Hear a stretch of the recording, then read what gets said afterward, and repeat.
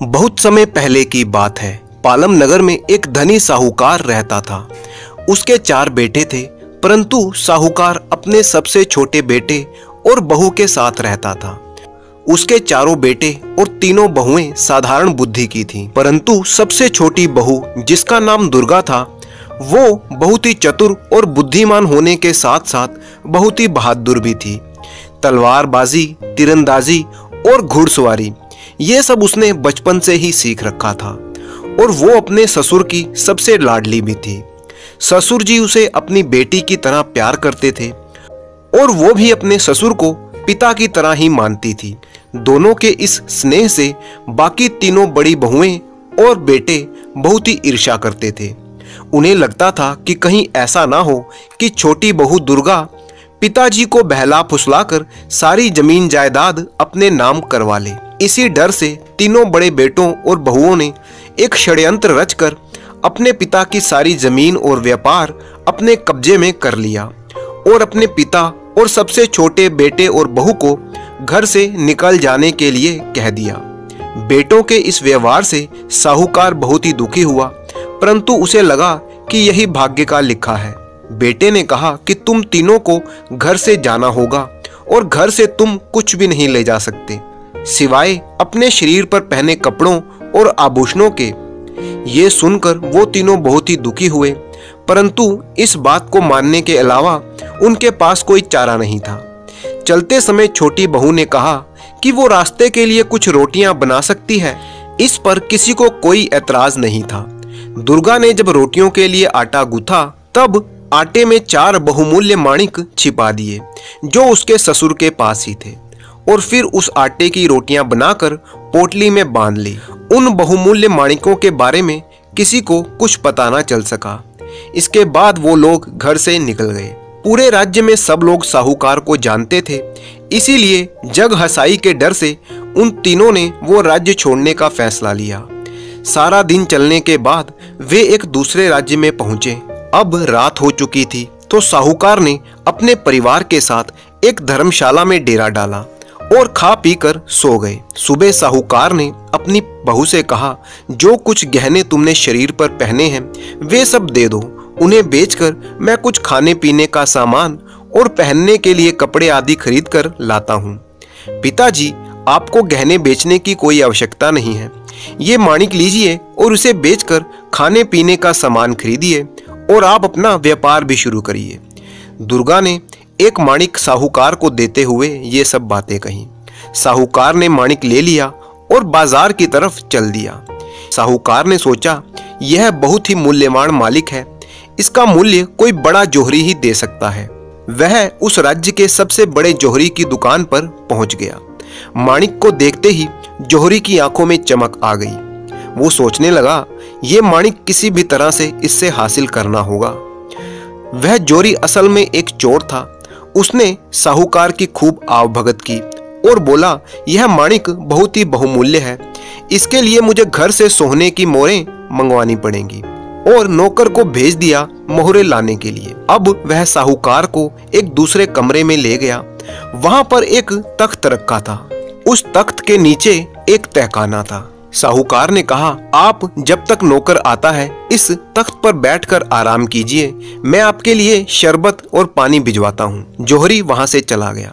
साहूकार उस तख्त पर बैठ गया। जैसे ही साहूकार तख्त पर बैठा, तख्त के नीचे लगा एक दरवाजा खुल गया और साहूकार सीधा तहखाने में जाकर गिर गया। जौहरी ने झटपट तहखाने के मुंह पर एक बड़ा सा पत्थर रख दिया और बाहर निकल आया। माणिक उसने अपनी तिजोरी में रख दिया। उधर धर्मशाला में बैठा साहूकार का परिवार उसकी प्रतीक्षा कर रहा था। जब सुबह तक साहूकार नहीं लौटा तो दुर्गा को चिंता हुई। उसने दूसरा माणिक निकालकर अपने पति को दिया और बोली, यह माणिक आप लेकर जाइए। यदि पिताजी से भेंट हो तो यह माणिक वापस ले आइएगा, वरना इस माणिक को बेचकर खाने पीने का सामान ले आइए। दुर्गा का पति माणिक को लेकर बाजार की तरफ चल दिया। वह भी उसी जौहरी की दुकान पर पहुंचा। उसके साथ भी जौहरी ने वही किया जो उसके पिता के साथ किया था। अब बाप बेटा दोनों तहखाने में कैद हो गए। जब दुर्गा का पति सुबह तक नहीं लौटा तो दुर्गा को बहुत ही चिंता हुई। वो सोचने लगी, अब मुझे खुद ही पता लगाना होगा कि इस नगर में मेरे ससुर और पति कहाँ खोए हैं। उसने अपने शरीर पर पहने हुए आभूषण लिए और बाजार की ओर चल दी। वहां पहुंचकर उसने आभूषण बेचे और खाने पीने का सामान लिया और अपने लिए एक सिपाही की पोशाक भी खरीद ली। वो सिपाही की पोशाक पहनकर दुर्गा ने एक पुरुष सिपाही का वेश धारण कर लिया। इसके बाद वो राज्य की सेना में भर्ती होने के लिए चल पड़ी। तलवारबाजी, घुड़सवारी और तीरंदाजी में तो वो पहले से ही माहिर थी, इसीलिए उसे आसानी से सेना में शामिल कर लिया गया। किसी को भी पता नहीं चला कि वो एक पुरुष नहीं है बल्कि औरत है। राजा के महल में उसे चारों ओर पहरा देने का काम दिया गया। पिछले कुछ दिनों से महल की गौशाला में से रोज रात को एक गाय या बछड़ा गायब हो रहा था। असल में एक बाघ रोज रात को वहां आता और अपना आतंक फैलाता। इसी डर से कोई भी सिपाही उस तरफ नहीं जाता था और ना ही वहां पर पहरा देता था। दुर्गा ने राजा से वहां पहरा देने की आज्ञा मांगी। राजा इस बात से हैरान था, फिर भी उसने आज्ञा दे दी। दुर्गा जंगल के रास्ते पर चली गई। वहां पर एक बहुत ही बड़ा और घना पेड़ था। जब रात हुई तो दुर्गा उस पेड़ पर चढ़ गई। उसने छुरी से अपने बाएं हाथ की उंगली में एक घाव कर लिया, जिससे कि घाव के दर्द से उसे नींद न आए। फिर वो पेड़ पर बैठकर पहरा देने लगी। आधी रात के बाद उसे जंगल की तरफ से एक आहट सुनाई दी। उसने देखा कि जंगल से निकलकर एक बड़ा सा बाघ उसी तरफ चला आ रहा है। दुर्गा ने अपना तीर कमान संभाला और अपने एक ही तीर से उस बाघ का काम तमाम कर दिया। दूसरे दिन जब राजा को यह समाचार मिला तो वो दुर्गा से बहुत ही प्रसन्न हुआ। तुमने बाघ को बड़ी ही बहादुरी से मारा है, जो चाहे इनाम मांग लो। महाराज, यदि आप प्रसन्न हैं तो मुझे नगर की रक्षा का भार दे दीजिए। मुझे यह स्वतंत्रता भी दीजिए कि जब मैं चोर को पकड़ूं तो उसे जो चाहे दंड दूं। राजा को उस नौजवान की बहादुरी पर और उसकी समझदारी पर पूरा भरोसा था। उसने दुर्गा को नगर का कोतवाल बना दिया। अब दुर्गा अपने पति और ससुर की खोज में निकल पड़ी। दुर्गा ने सोचा, मेरे ससुर बहुत ही योग्य व्यापारी थे। वे बहुमूल्य माणिक को लेकर जरूर ही शहर के सबसे बड़े जौहरी के पास गए होंगे। उसने सोचा, मैं भी सबसे पहले उस जौहरी के पास जाती हूँ। मुझे पूरा विश्वास है कि जौहरी को मेरे पति और ससुर के बारे में जरूर कुछ ना कुछ पता होगा। दुर्गा जौहरी की दुकान पर पहुंची। जौहरी ने नगर के कोतवाल को अपनी दुकान पर आया देखा तो वो झटपट उनकी खातिरदारी में लग गया। आप हमारी दुकान पर पधारे, अहो भाग्य, मैं आपकी क्या सेवा करूं? जौहरी ने हाथ जोड़कर ये सब कहा। हमारी राजकुमारी का शीघ्र ही विवाह होने वाला है और महाराज अपनी बेटी के लिए एक बहुत ही सुंदर माणिक जड़ा घर बनवाना चाहते हैं। आप मुझे बढ़िया से बढ़िया माणिक दिखलाइए। दुर्गा, जो कोतवाल के भेष में थी, उसने ये बात जौहरी से कही। जौहरी ने उसे अनेक माणिक दिखाए, पर दुर्गा को कुछ पसंद नहीं आया। ये सब आप मुझे क्या दिखा रहे हैं? कोई ऐसा बहुमूल्य माणिक दिखाइए जो राजकुमारी के पद के अनुरूप हो। तब जौहरी ने अपनी तिजोरी खोली और उसके अंदर से वही माणिक निकाला जो उसने साहूकार से धोखे से हासिल किया था। दुर्गा माणिक को देखते ही पहचान गई कि ये माणिक वही है जो उसके ससुर बाजार लेकर आए थे। सिपाहियों, पकड़ लो उसे, यह कोई जौहरी नहीं है बल्कि एक बहुत बड़ा चोर है। दुर्गा ने सिपाहियों को आदेश दे दिया, जल्दी बताओ, जिस साहूकार से तुमने यह माणिक छीना है उसे कहाँ रखा है? जौहरी बोला, मैं किसी साहूकार को नहीं जानता, यह तो मेरा माणिक है। ठीक है, अगर तुम सच नहीं बोलते तो मैं तुम्हारा सिर अभी धड़ से अलग करता हूँ। मुझे महाराज ने पूरी छूट दी है, अपराधियों को जो भी चाहे दंड मैं दे सकता हूँ। अब जौहरी घबरा गया और सोचने लगा, लगता है इस कोतवाल को सब पता है। वह दुकान से बाहर भागने लगा तो सिपाहियों ने उसे पकड़ लिया और रस्सी से बांध दिया। दुर्गा दुकान की तलाशी लेने लगी। दूसरे कमरे में उसे एक बड़ा सा पत्थर दिखाई दिया। उसने सिपाहियों को पत्थर हटाने के लिए कहा। पत्थर हटाया गया तो उसके सामने तहखाने का दरवाजा था। तहखाने में साहूकार और उसका बेटा अधमरी हालत में पड़े थे। दुर्गा सबको लेकर दरबार में पहुंची और राजा को सब कुछ बताया। राजा ने कहा, मेरे नगर में सबसे बड़ा जौहरी चोर है। राजा के क्रोध का ठिकाना ना रहा। उसने उस जौहरी को फौरन कारागार में डलवा दिया। राजा अपने इस युवक कोतवाल की वीरता और उसकी बुद्धिमानी से बहुत ही प्रभावित हुआ। वो सोचने लगा कि ये वीर युवक तो मेरा दामाद होना चाहिए। उसने अपनी पुत्री के विवाह का प्रस्ताव दुर्गा के सामने रखा। दुर्गा बोली, महाराज ऐसा नहीं हो सकता, मुझे क्षमा कीजिए। उसके बाद दुर्गा ने अपना सिपाही का भेष उतारा और असली रूप में आ गई। फिर हाथ जोड़कर राजा के पैरों में गिरकर उसे सारी बात बताई कि किस तरह उसने सिपाही का भेष अपने ससुर और पति का पता लगाने के लिए धारण किया था। सारी बातें जानने के बाद राजा ने आदेश किया कि साहूकार के साथ षड्यंत्र करने वाले उसके बेटों को महल में पेश किया जाए। सिपाहियों ने तुरंत उन्हें पकड़कर राजा के सामने पेश कर दिया। राजा के आदेश से व्यापारी को उसकी जायदाद और व्यापार वापस मिल गया, जबकि उसके बेटों को कारागार में डाल दिया गया। कुछ समय कारागार में रहने के बाद साहूकार के कहने पर ही उसके बेटों को छोड़ दिया गया। वो बेटे अपनी गलती पर बहुत ही शर्मिंदा थे। साहूकार ने उन्हें छुड़वा तो दिया, परंतु फिर से उन्हें अपने घर में जगह नहीं दी। अपनी जायदाद में से थोड़ा सा हिस्सा उन्हें देकर उनको उन्हीं की हालत पर छोड़ दिया और बाकी का जीवन अपने छोटे बेटे और बहू के साथ गुजारने लगा। गांव का रहने वाला मनकू पेशे से एक नाई था। एक बार मनकू दूसरे गांव से शादी का समारोह निपटाकर अपने गांव वापस आ रहा था। रास्ते में तेज बारिश होने लगी। अब घर लौटना मुश्किल था।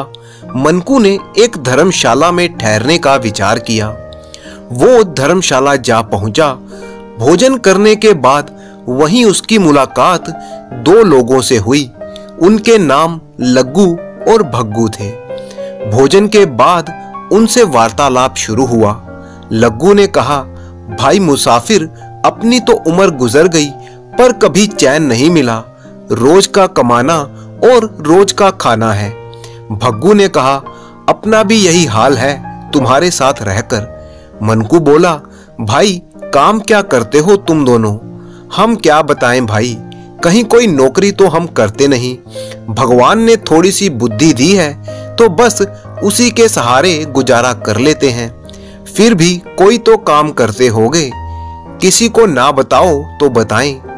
मैं क्यों बताने लगा भला? तो सुनो, हम दोनों ठग हैं। ठगी एक कला है और हम दोनों कलाकार हैं। ये तो अच्छा काम नहीं है भाई। अच्छा क्या और बुरा क्या, काम तो काम है। किसी दिन पकड़े गए तो दंड मिलेगा। यही तो हमारी खूबी है कि हम कभी पकड़े नहीं जाते। हमारी विद्या बहुत ही सुरक्षित है।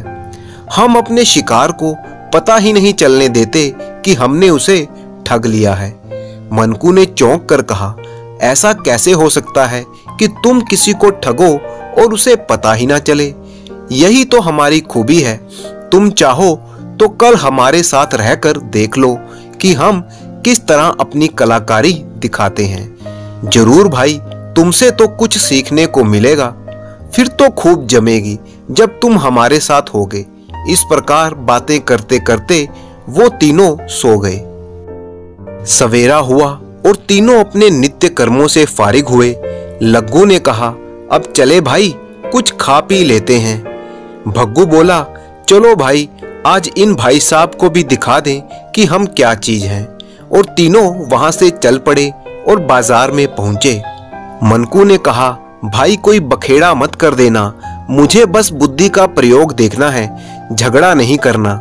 लग्गू ने कहा, अरे चिंता क्यों करते हैं, बस देखते जाइए।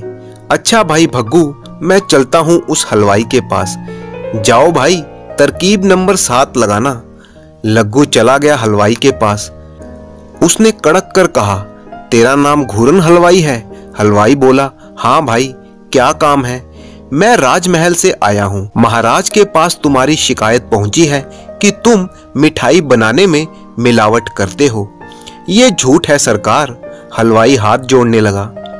अच्छा, तुम सोयाबीन का तेल प्रयोग नहीं करते? हलवाई का चेहरा फक पड़ गया। वह कभी कभी तो ऐसा करता था। शिकायत सच्ची थी।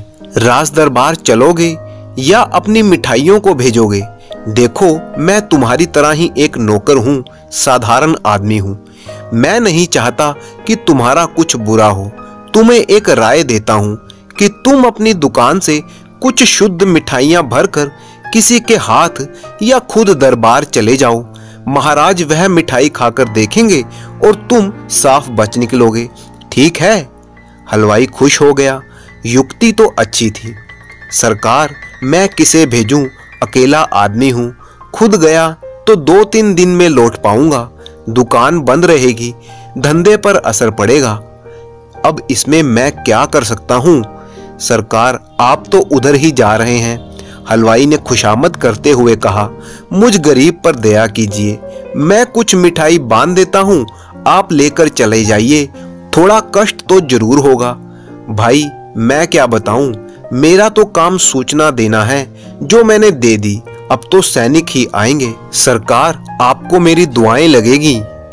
ठीक है, जल्दी बांध दो। याद रहे, मिठाई में मिलावट निकली तो फिर मैं कुछ नहीं कर पाऊंगा। बिल्कुल सरकार, मिठाई तो मैं आपको अव्वल नंबर की दूंगा। हलवाई ने तत्काल 3-4 सेर मिठाइयां बांधकर उस ठग को दे दी। फिर ठग को धन्यवाद भी दिया, जिसने बिना किसी लालच के उसका पैसा और समय बचा दिया। ठग मिठाई लेकर अपने साथी और मनकू के पास आया। चलो भाई, कहीं बैठकर मिठाई खाते हैं। तुमने उस हलवाई को भय दिखाकर ठगा है, इसमें बुद्धि का प्रयोग कहाँ हुआ? भाई, भय भी तो बुद्धि से पैदा किया जाता है। और फिर तीनों बैठकर मिठाई खाने लगे। अब भग्गू की बारी है। लग्गू ने कहा, जा भाई और इतनी मिठाई लेकर आ। तरीका नंबर 11 तेरे लिए अच्छा रहेगा। और वो ठग भी चला गया। आधे घंटे बाद वो वापस आया और उतनी ही मिठाई लेकर आया। मिठाई फिर से खाई जाने लगी। मनकू ने कहा, तुमने क्या किया कि तुम्हें मिठाई मिल गई? मैंने वो कपड़ा कीचड़ में सान कर उस हलवाई को दिखाया कि दरबार में भेजी उसकी मिठाई कीचड़ में गिर गई है। उसने कपड़ा पहचाना और दोबारा से नए कपड़े में मिठाई बांधकर दे दी और मैं मिठाई लेकर आ गया। उसने पूछा नहीं कि वो आदमी कहाँ है जो पहले आया था।